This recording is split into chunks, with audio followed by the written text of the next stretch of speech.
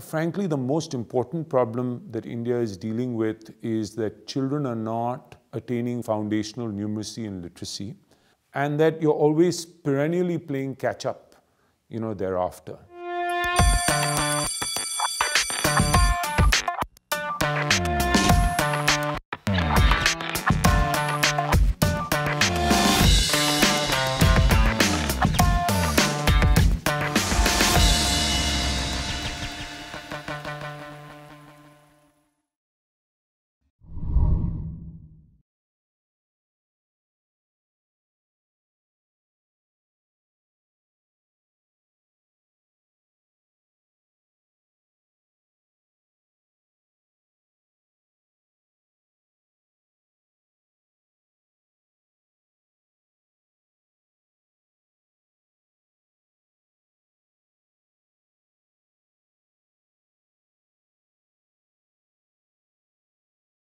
Hello, my name is Pranav Kothari and I work at Educational Initiatives.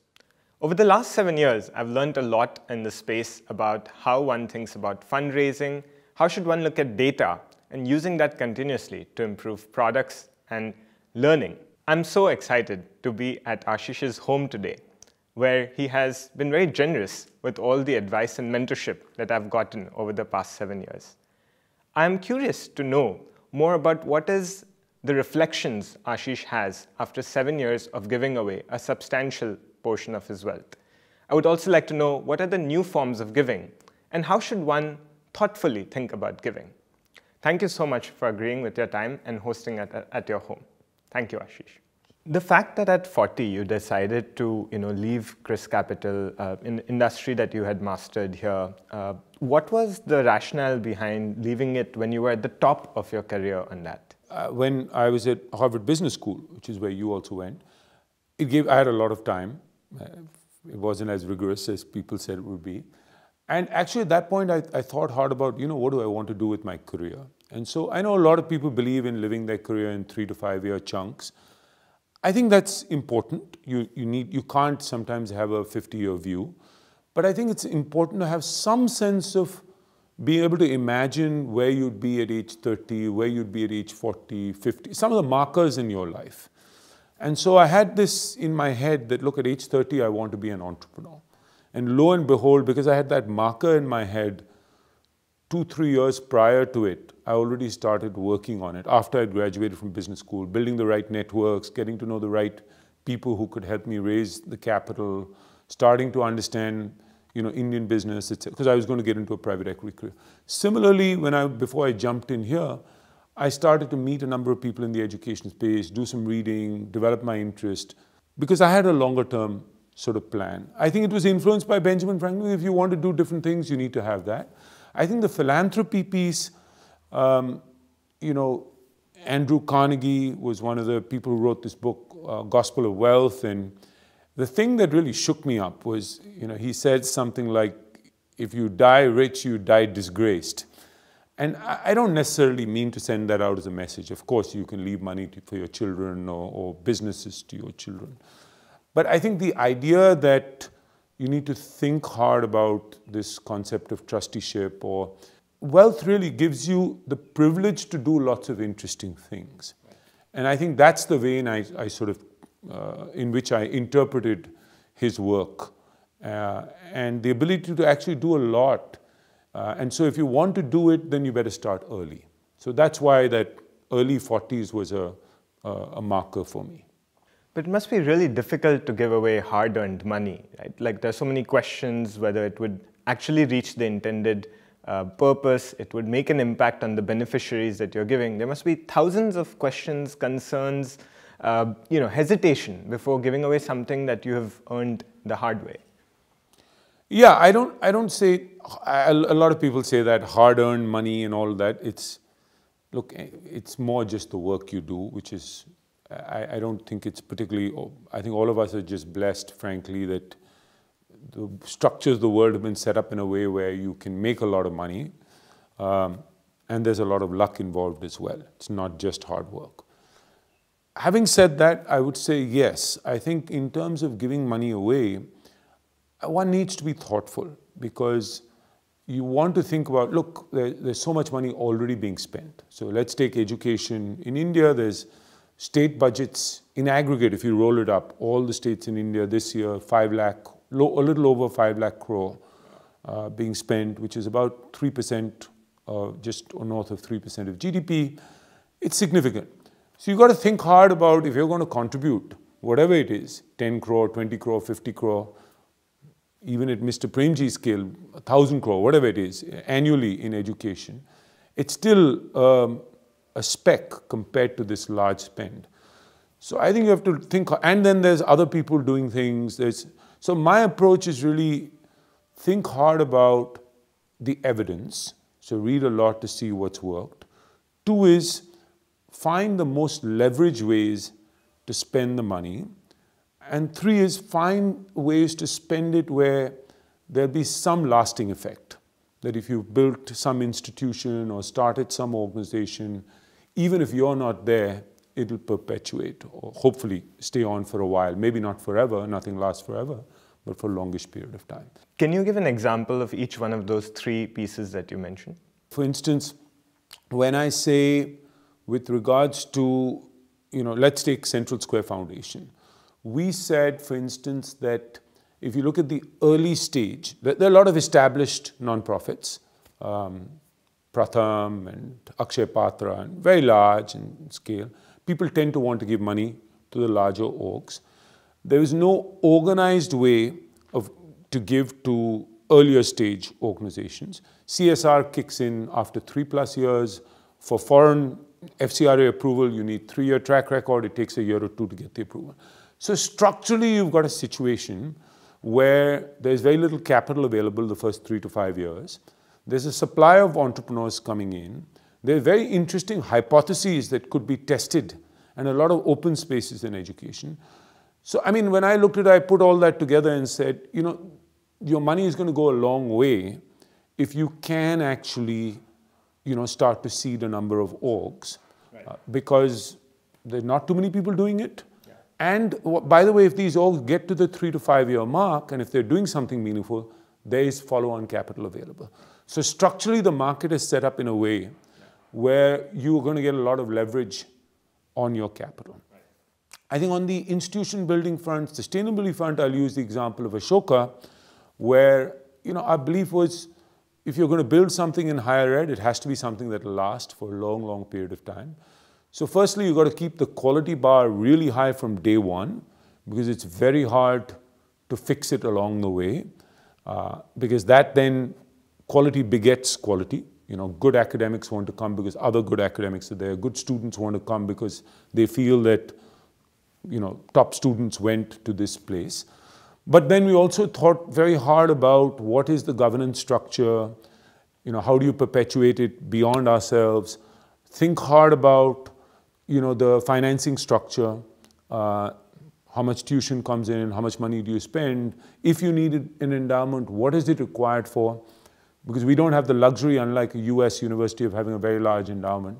So I think putting a lot of thought into institution building and longevity and stuff like that, those would be a couple of examples of, one is how do you get the leverage, and then how do you get the sustainability.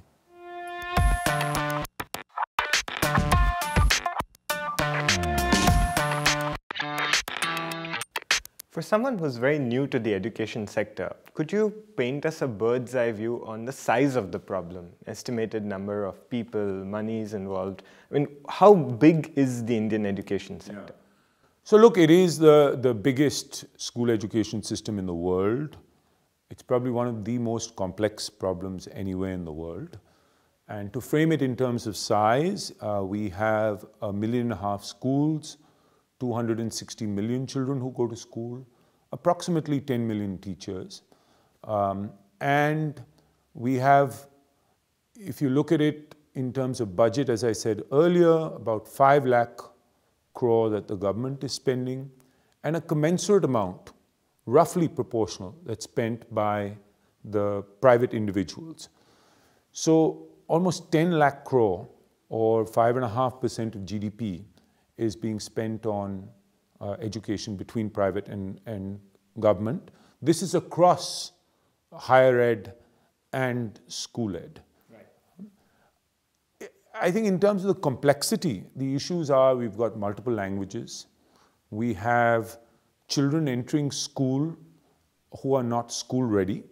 And so the problem starts with early childhood itself. And we have children, as we discussed earlier, falling almost 2 years behind by the time they're in primary school or coming towards the end of primary school itself. And so I think that's what makes this so hard. And you have a government system that, it's not easy to change. It's actually very large scale if you think about it, but has underinvested in terms of resources. So take a large state in India, like, Maharashtra. Maharashtra would have more employees on its rolls, the education department, than TCS, which is one of our largest employers in India. TCS is now at what, 400,000 odd employees. One system like Maharashtra has more than that. And yet you don't have the equivalent of an HR department or an org development department or performance management. So, we're not, organizational capability is an issue, sustainability is an issue because you have secretaries who come and go. So that's what makes it so complex. You're trying to bring, at a systemic level, you have change in the leadership, you don't have the right investments in terms of, you have obviously a workforce which has been recruited, which is a government workforce, may not have the same incentives as you have in the private sector. So you have to deal with all these issues as you get onto the ground to want to bring about change. And that's what makes it really hard to change a system. I don't think we should give up because of that. I think all it means is we need to think hard about how you can construct models that recognize the constraints. One is release some binding constraints, but two is recognizing certain constraints which are not going to change in the near term, take longer term. How can you design solutions that are holistic, that will address this problem? And by the way, other countries have done it. Vietnam has an excellent school education system. We've seen some gains in Kenya of late with the Tusome program that they've implemented. We've seen countries like Poland improve a lot. We've seen Brazil improve in a concerted way over the last 10, 15 years. Peru is showing some promising signs, of late. And all of them, I think, prioritize foundational learning as they look to improve their school education system. Given the size of the problem in improving Indian education, will we ever get there? I think we will. Look, there have been some decent signs of progress. Firstly, that I think we now understand that the scale and scope of the problem. We have much more data today. I think there's a greater recognition around learning outcomes being abysmal. And so we ought to focus on sort of improving that. So the conversation has shifted from inputs to more outcomes now in the last 5 to 7 years. And give a lot of credit to Asar, for that. I think there also have been a lot of interventions at smaller scale that have shown a lot of promise in the last 10 years. And they've been evaluated. And so we have evidence or research around what works. I think now the question is, how do you marry that into a larger system? So firstly, I clearly think that at a system level, we need to come up with appropriate goals. I think other countries have done the same, which is given where you are, what is realistic in terms of where you can get to in the next 5 years? And don't boil the ocean, but focus on foundational learning, because that's really the front end. And if you can fix that, you solve a lot of problems. So set some goals for foundational numeracy and literacy. 1 year, 3 years, 5 years, right? And get political buy-in. So Prime Minister, Chief Ministers, others, the broad ecosystem needs to understand this is the one critical goal that we need to work on. Get the budgets to reflect that, so that if we need to invest 1 year in pre-primary education in schools, most private schools have a pre-K and a K section, government schools don't. Make that investment over the next 5, 7 years, because that's the most critical one. So put more budget behind this. I'm not suggesting increase government budget beyond the 3.2%, but just within the, as you grow the budget, invest here, more here. So budget is another very important one. And I think the last part I would say is just tweaking the structures at the state level so that there is a recognition that this is the number one priority and that this program needs to be a holistic program. That if you're going to do this, you need to build the capacity of the teacher, you need to create the right pedagogical tools, and there are plenty of NGOs to help with that. You need to create the right teacher resources. One needs the right student resources, workbooks, things like that. One needs to have appropriate monitoring and coaching, supporting it. So holistic, well-designed solution that's appropriate given the level where students are and where teachers are. And so if we can come up with that kind of solution and the review mechanisms and structures at the state level, coupled with the air cover of the political buy-in, the budgets, etc., and we keep measuring, and iterating as we go along, I think there's a real hope that in 5 to 10 years we start to see real improvement. But focus on foundational numeracy and literacy, and let's get that one goal achieved.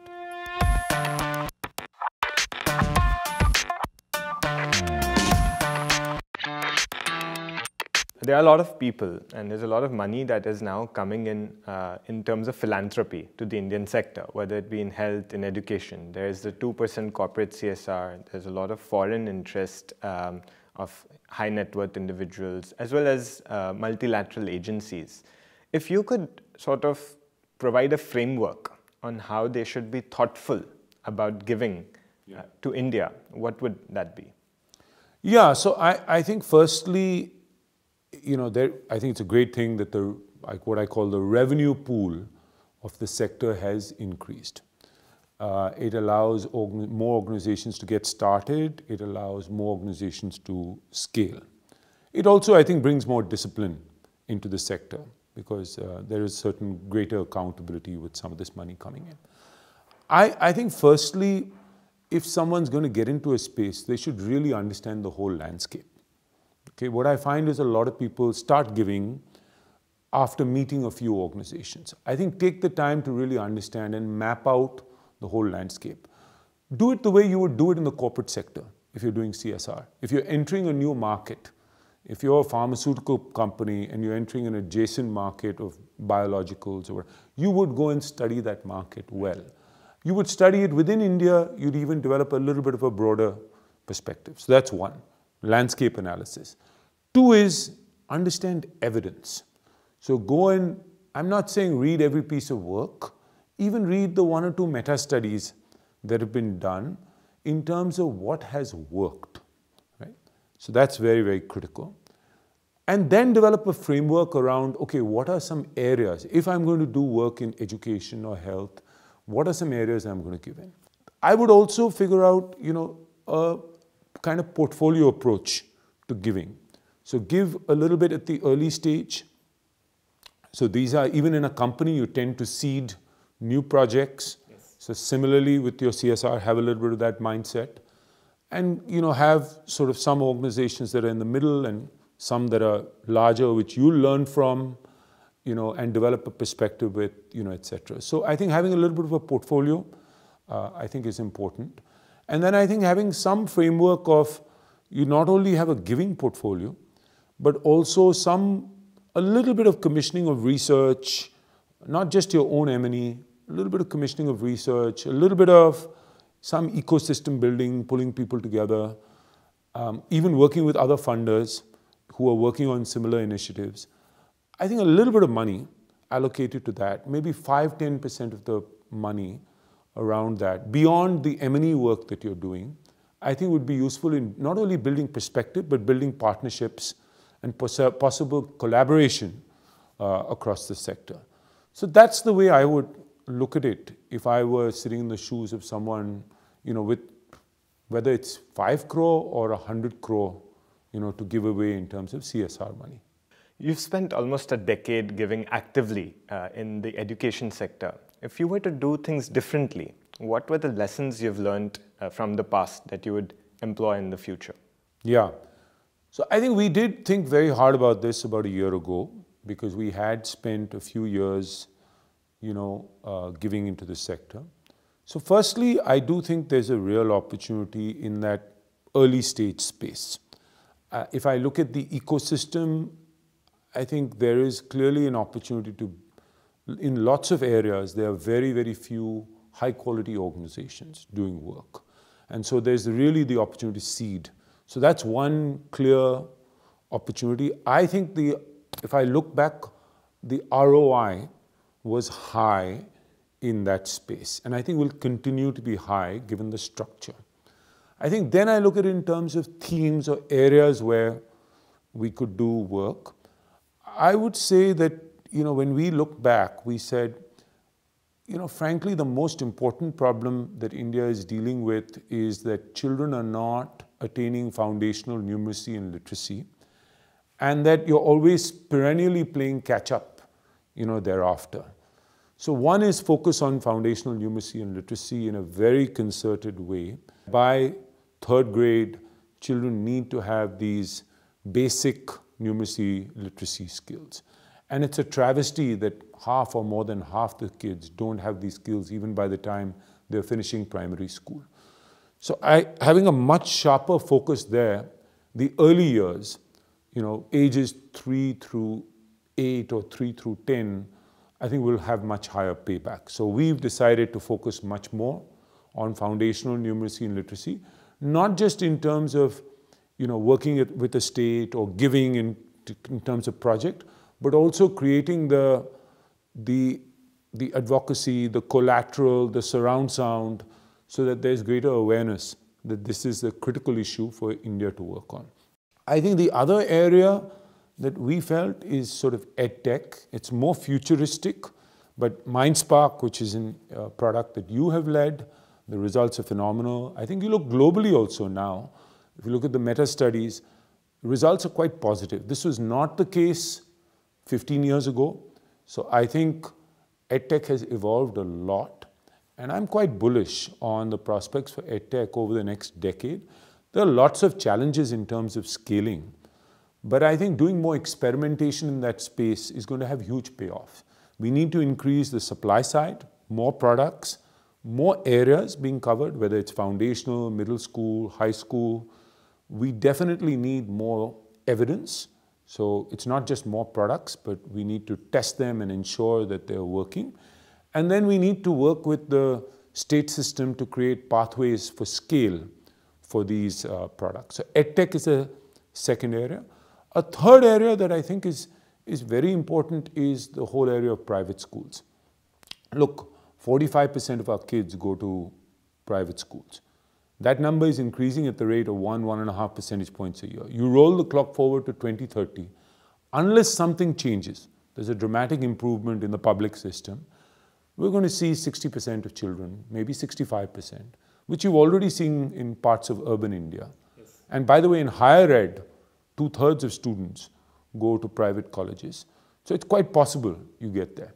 So given that that's going to happen, I think we need a lot more research on the private system. We need to think through interventions that will increase the incentive for quality improvement in the system, whether it's credit, whether it's information provision, etc.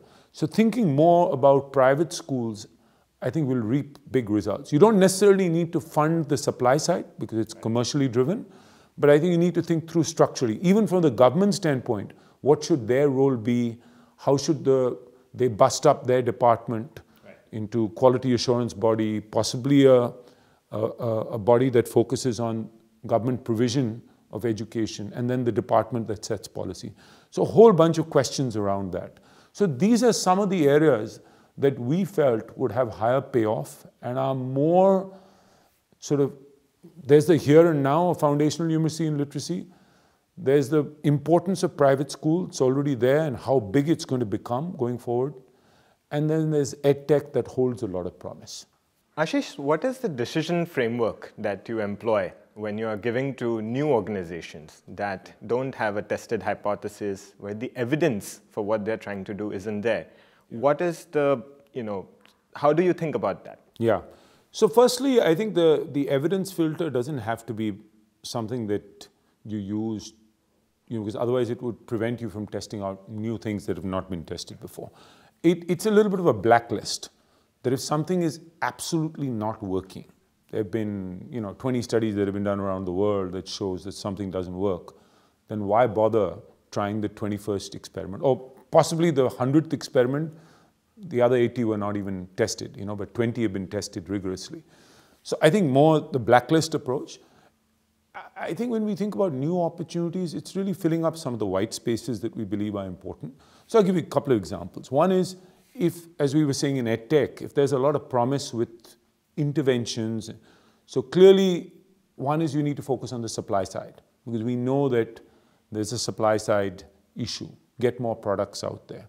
So you'd obviously want to back more people doing that.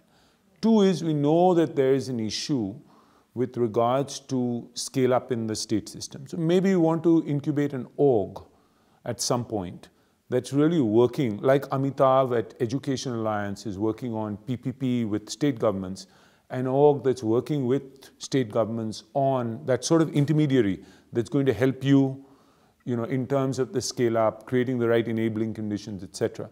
It makes sense to do it now, given that different states have piloted EdTech, and they're thinking but yet there's no pathway to scale. But there should be one in the next 5 to 7 years. So that's the way I think about it, is that, it's important for the ecosystem at this point in time. It's all within EdTech, which we believe is important. Similarly, if you look at foundational numeracy and literacy, we know it's important. Evidence shows it's important. But you'll need different kinds of institutions within that setup. So you clearly need somebody who's running an early literacy institute, as it were, doing research, action research, doing the capacity building. Different countries actually have it. We don't have it, in India. So I think those are the kind of, we look at, in the areas we've identified that are important, structurally, what will it take to build a better ecosystem to move the ball forward in the next 5 years? And that's how we want to do our funding.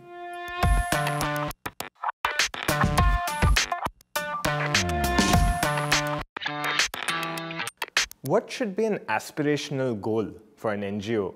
When can it say that it has achieved scale? I think the first goal in the first 2 to 3 years is to really test your hypothesis.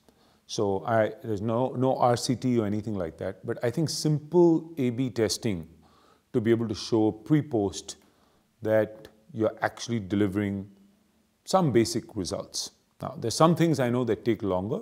So if they take much longer, at least the intermediary outcomes are being delivered. So I would say sharply focus. You don't need more than 5, 10 people to do the work. You don't need a lot of supporting infrastructure, HR, all of that stuff.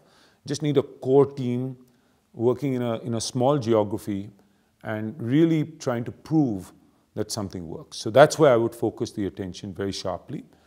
I think thereafter, what's really required is a lot of capacity building in terms of talent, but also systems and processes, being put in place, and the ability to go fundraise. I mean, these are really the 3 things that I would work on.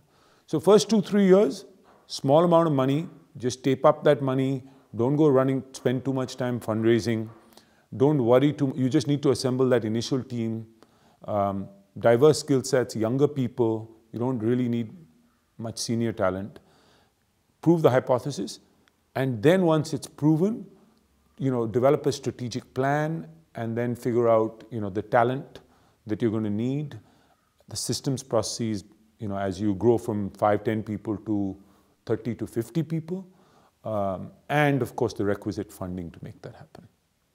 Is there a milestone for achieving scale? Is there like a rupee crore target or number of employees or an impact or getting recognized? I mean, how does one sort of build a roadmap for achieving true scale? Yeah, I think if you're starting from scratch, if you can get to 50 to 100 people and get to like a 10 crore budget within 5 years, that's a pretty good achievement. Because remember, the floodgates only start to open in year 4 or year 5 in terms of CSR, FCRA, all of that, right? So I think that's a pretty good target to keep in mind if you're an entrepreneur. And I think beyond that, the next milestone is getting to 25 crore, which may take another 5 years, 25, 30 crore if you're successful. And the larger organizations we know in India are 100 plus crore. There are very few of them. But I think getting to that point may take at least 10 to 15 years. I don't know of anybody who's done it in 10 years. I can't think of it off the top of my head. I mean, even organizations that like Teach for India that scaled up very rapidly, got to a budget of not quite 100 crore, but a little bit less than that, at the 10-year mark. So I think those are kind of reasonable points in time. And at 10 crore, I think you're significant because you break away from the gazillion NGOs doing little work all over the place. At 30 crore, you're actually quite meaningful. You're in the sort of rarefied space of the top percentile already of NGOs. And when you're at 100 plus crore, you've really made it. You're on that leaderboard, as it were, or Fortune 50, if I use the corporate equivalent, in the NGO space. What are those investments that one would have to make to reach that 100 crore leaderboard status? So I've always had this idea that, and I think people in the NGO sector will hate me for it, but I think we should create some kind of leaderboard. And I would use revenue because revenue is the easiest way to normalize across. It's very hard to compare health and education and livelihoods and other areas. And just look at revenue. I think there are very, very few, as we said, 100 plus crore. I think to get there, the first investment you need to make is around talent. Look, there is a certain talent density that any successful company that's scaled requires. And it's in terms of the second line of leadership. So you need obviously extremely competent founder, CEO, but a really competent second line and a third line, which is emerging leadership, younger people who have potential. That's one piece of it, which is absolutely critical. I think a second one is really investing a lot in systems and processes so that things can run on their own. I mean, I think an evolved CEO is one who doesn't need to spend a lot of time on, day-to-day issues, looking over the shoulder, making sure on internal stuff. I think it should just be running, smoothly. I think you need to figure out, obviously, fundraising and think hard about how you're going to raise resources, because at the 10, 20 crore mark, you're going to the usual suspects. When you go to 100 plus crore, you really need to open up new frontiers. Maybe you need to fundraise in the US, and there's an HNI segment largely there. There's foreign foundations, and you need a different strategy to be able to address that. There's CSR, there's probably local Indian giving, there's retail giving. So you have to be much more strategic because you're not going to get to 100, 200 crore by just going after one segment. So I think those are the few things that I would do. I mean, you need obviously some reasonable governance in terms of good people involved who are holding you accountable, but also providing you support as you're getting there. So those are some of the ingredients of the orgs that make it to 100 crore. What are some of the management principles that you have learned, that you have employed in your work? What are some management principles that you advise other organizations as they scale up? Are there international best practices in governance that can be applied in India, which are solely lacking? So firstly, I would say in terms of, if you look at international principles, non-profit boards don't work. They generally don't work because I think there's a lot of rah in the non-profit sector. I think board members are either donors, so if you're a donor, typically you've drunk the Kool-Aid, and you're just then helping the organization fundraise, right? And sometimes CEOs like that you stack your board with people who are your fundraising agents, as it were. And you need an element of that. You obviously need champions. But I think what you need on a board is people who will ask you the tough questions, people who will hold you accountable, people who will make sure the board is functioning well, people who will even question whether the CEO is the appropriate CEO or not, people who look at organizational development, stuff like that. So I feel that a lot of corporate people even, it's interesting, when they are on a corporate board, they behave very differently. And when they get onto an NGO board, it's almost like they switched some elements of their brain off and the sort of heart came alive, which wasn't the case in the corporate boardroom. And so I think we need a mix of both. I'm not suggesting you obviously need to be a champion, you need to be a supporter, you need to understand the beneficiary. I'm not denying that, but I think you need to be hard-nosed if you want to build a successful organization as well. And you need to question, and you need to be critical and be willing to have a dialogue around any issue. That doesn't happen very often in NGO boards. So there's a real governance problem in that sense. I think it only manifests itself once you get beyond a certain scale. I think if you're a small NGO, you can bumble along and you don't really need very sophisticated board. I think the other management principle is what I was talking about earlier, which is that, look, at the end of the day, it's people who make things happen. You've got to hire people who are smarter than yourself. You've got to hire people who are appropriate for the roles at the appropriate time and are appropriate for the roles. And you've got to bring out the best in them. So I think investing a lot in recruitment, it's the CEO's job to spend almost half their time. Yeah, between recruitment and fundraising, I think it's the bulk of their time, to be honest. But recruitment, maybe a quarter of their time. But you're always recruiting in that anybody you meet, you're thinking of, could this person be the right person? Or would this person, you're building a pipeline or a database of people who are future recruits. So I think thinking, not just leaving it to HR, but I think thinking about recruitment is absolutely critical. Thinking about organizational development, coaching your team members, putting in the right structures of onboarding talent, and how do you build a good culture, performance management. I think these are all critical aspects that NGOs typically underinvest in. And it requires money sometimes. You may need to get, a coach for your team members, it costs money. You may need to hire a good HR person, it costs money. You may need to, in some cases, use a headhunter if you're recruiting. You don't always need one, it costs money. So I think you have to have the mindset to say, if you're building a high quality org, you need to invest 3 to 5% of your resources in organizational development. And that's critical.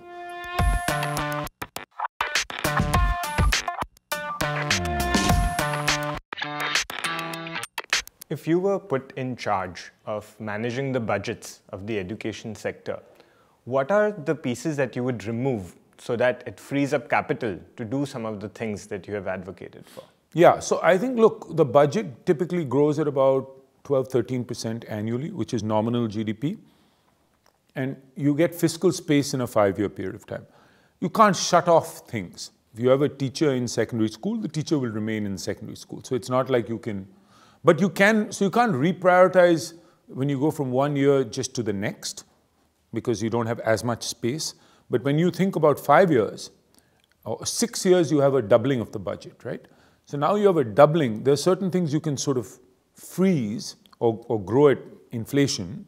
And there are other things where areas where you can invest. So that's the way I think about it. It's not shutting things off.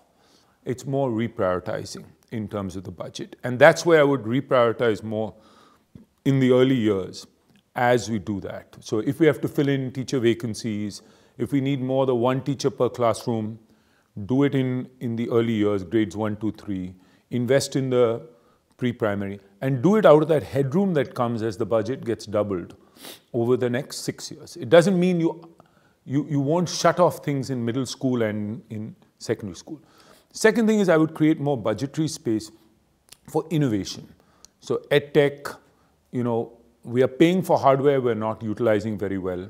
So one is I would invest much more in hardware.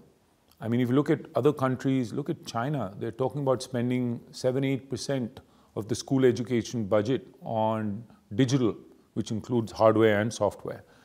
Look at Turkey, that's rolled out the faith program. Look at so many other countries.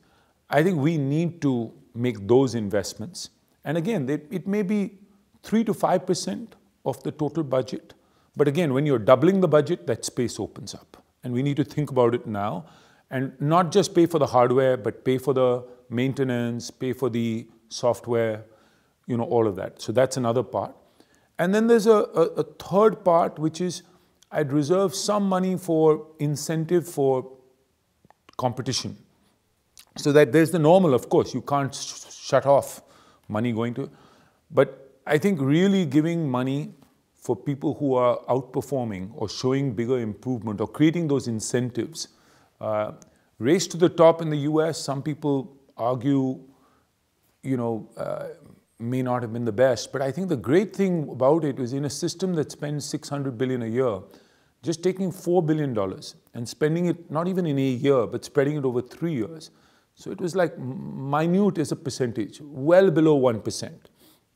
The impact it had was that many states changed their charter laws, many of them changed their teacher accountability policies. So you can actually, a small amount of discretionary spend or incentive spend can actually change a lot of things. So those are the ways in which I would, as you double, there are some things that will grow at inflation. So they may go up at 1.3, 1.4, 1.5x.